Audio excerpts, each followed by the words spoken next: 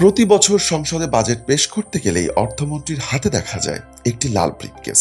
কেবল বাংলাদেশেই নয়, বিশ্বের সকল দেশের অর্থমন্ত্রীরা যুগ যুগ ধরে ব্রিফকেস নিয়ে বাজেট বক্তৃতা দিতে আসেন। কিন্তু কেন অর্থমন্ত্রীরা ব্রিফকেস হাতে নিয়ে বাজেট দিতে আসেন? কেন এই ব্রিফকেস? কিভাবে এলো এই ব্রিফকেস রীতি? কি কি থাকে এই ব্রিফকেসে? ব্রিফকেসের রং কেন লাল হয়? অর্থমন্ত্রীদের এই ব্রিফকেস বহনের রীতি বা কবে থেকে শুরু হয়েছিল? আগে বনিদি বংশের লোকজন কিংবা ব্যবসায়ীরা ব্রিফকেস বহন করতেন। এটা একটা স্টাইলও ছিল, এর মধ্যে ছিল আভিজাত্যের ছোঁয়াও। বর্তমানে কেউ আর ব্রিফকেস বহন করেন না, বরং ব্রিফকেস বহন করাকে মানধাতা আমলের রীতি বলে মনে করা হয়। তবে জাতীয় সংসদে ব্রিফকেসের ব্যবহার এখনো ফুরিয়ে যায়নি। অর্থমন্ত্রীরা ব্রিফকেস হাতে নিয়েই বাজেট বক্তৃতা দিতে আসেন। এই ব্রিফকেসে থাকে বাজেট বক্তৃতার ড্রাফট, যেখানে থাকে কোটি কোটি টাকা ব্যয়ের পরিকল্পনা। সংসদে ঢুকে সেই টাকার অঙ্কেরই বয়ান দেন অর্থমন্ত্রী। এবারের বাজেট বক্তৃতায় অর্থমন্ত্রী আবুল হাসান মাহমুদ আলীও ঐতিহ্যবাহী লাল ব্রিফকেস হাতে নিয়ে সংসদে বক্তৃতা দিতে আসেন। 2024-25 অর্থ বছরের জন্য পেশ করেন এ যাবৎকালে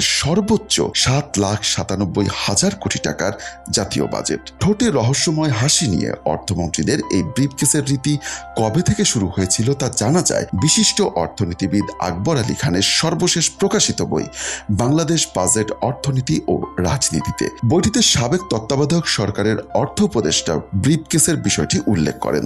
বইটি থেকে জানা যায় শিল্প বিপ্লবের পর ইংল্যান্ডের অর্থনীতি অনেক বড় হয়ে যায়। বাজেট বিষয়ক প্রস্তাবগুলো শুধু একটা মানিব্যাগে সংকলন করা সম্ভব হচ্ছিল না, মানিব্যাগের জায়গায় তাই আসে ব্রিফকেস। বইটিতে বাজেট প্রস্তাবের দিন ব্রিফকেস ব্যবহারের আরেকটি কারণ উল্লেখ করা হয়। বাজেটে কোন কর বাড়বে বা কোন কর কমবে তার গোপনীয়তা বজায় রাখা অপরিহার্য। ব্রিফকেসের ভেতরে থাকা বাজেটের কোনো তথ্য জেনে ব্যবসায়ীরা রাতারাতি তার ব্যবহার করতে পারেন, তাই প্রস্তাবগুলো গোপন রাখার স্বার্থে ব্রিফকেসে করে আনা হয়। বাজেট ব্রিফকেসের এই রীতি শুরু হয় 18 দশক থেকে। প্রথম শুরু হয় যুক্তরাজ্য থেকে। বাজেট প্রধানকে এই ব্রিফকেস খুলে বাজেট পেশ করতে বলা হতো। 1860 সালে ব্রিটেনের বাজেট প্রধান উইলিয়াম গ্লাডস্টোন লাল একটি সুটকেসে বাজেট সংক্রান্ত নথি নিয়ে আসেন। সেই সুটকেসের উপর সোনা দিয়ে রানীর মুখের আদলে ছাপ দেওয়া হয়েছিল। ওই একই ব্যাগ বহু সরকারের আমলেই ব্যবহার করা হয়। প্রথা অনুযায়ী লাল ব্রিফকেস হাতে বাজেট পেশ করতে সংসদে ঢোকেন অর্থ বিভাগের প্রধান। তবে এ রহস্যময় ব্রিফকেসের রং সবসময় লাল ছিল না, অনেক সময়ই তা বদলেছে। কিন্তু রং যাই হোক না কেন, এই ব্রিফকেসকে বাজেটের প্রতীক হিসাবে ধরা হয়। বাজেট শব্দটির উৎপত্তিও এই ব্রিফকেসের দিকেই নির্দেশ করে। বাজেট শব্দটি এসেছে পুরনো ফরাসি শব্দ বুজেট বা বোজেট থেকে।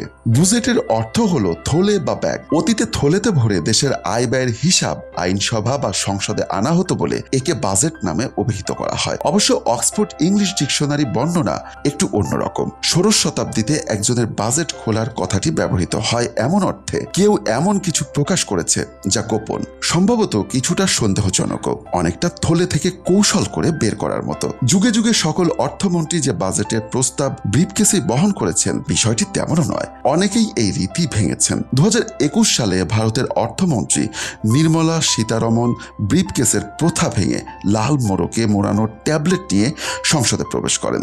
কাগজপত্র ছাড়া ট্যাবলেট থেকে বাজেট বক্তৃতা পাঠ করেন তিনি।